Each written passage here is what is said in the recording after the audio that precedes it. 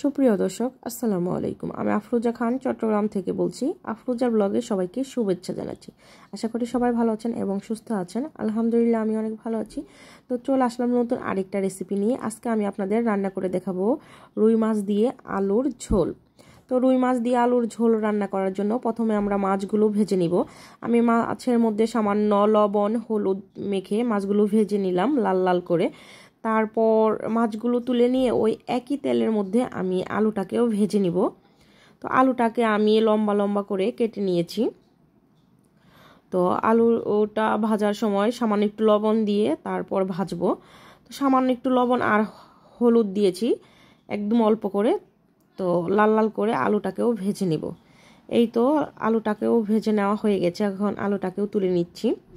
তো ওই একই কড়াইয়ের মধ্যে আমি আরও কিছুটা পরিমাণ তেল দিয়ে দিব। তো তেলটা দেওয়ার পর তারপর আমি এইখানে 1 চা চামচ পরিমাণ আস্ত জিরা দিয়ে দিব।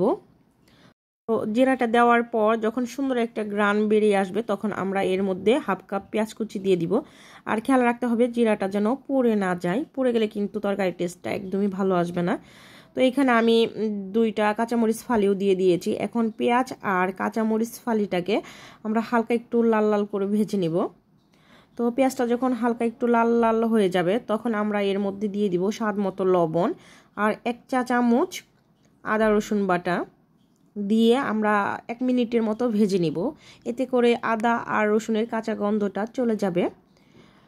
তো এই তো 1 মিনিটে ভেজে নিয়েছি। এখন এর মধ্যে আমি পানি দিয়ে দিব। তারপর গুঁড়া মশলা অ্যাড করব। পানিটা দেওয়ার কারণে আর গুঁড়া মশলাটা পড়ে যাবে না।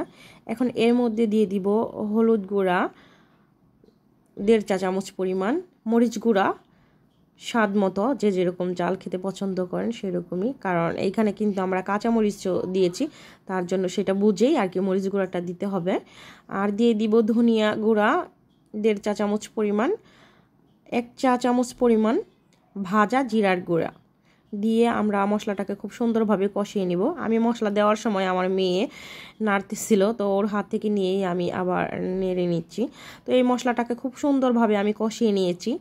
তো মশলাটা থেকে যখন তেলটা ছেড়ে দিয়েছে তখন আমি এর মধ্যে টমেটো কেটে রেখেছিলাম ফালি করে, 2টা বড় সাইজের। তো ওই টমেটো 2টা দিয়ে দিলাম। দিয়ে তারপর এই মশলার সাথে খুব সুন্দর করে টমেটোটাকেও আমরা কিছুক্ষণ কষিয়ে নেব। তো টমেটোটা যখন কষে একদম সেদ্ধ হয়ে যাবে টমেটোটা, তখন আমরা এর মধ্যে দিয়ে দিব ভেজে রাখা আলু। তো আলুটা কিন্তু আগে থেকেই অর্ধেকটা সেদ্ধ হয়ে গেছে ভাজার সময়, এখন অতটা সেদ্ধ করতে হবে না। তো আলুটা দেওয়ার পর মশলার সাথে 1 মিনিটের মতো আমি কষিয়ে নিয়েছি। কষিয়ে নেওয়ার পর এখানে আমি ঝোলের জন্য পানি অ্যাড করে দিলাম।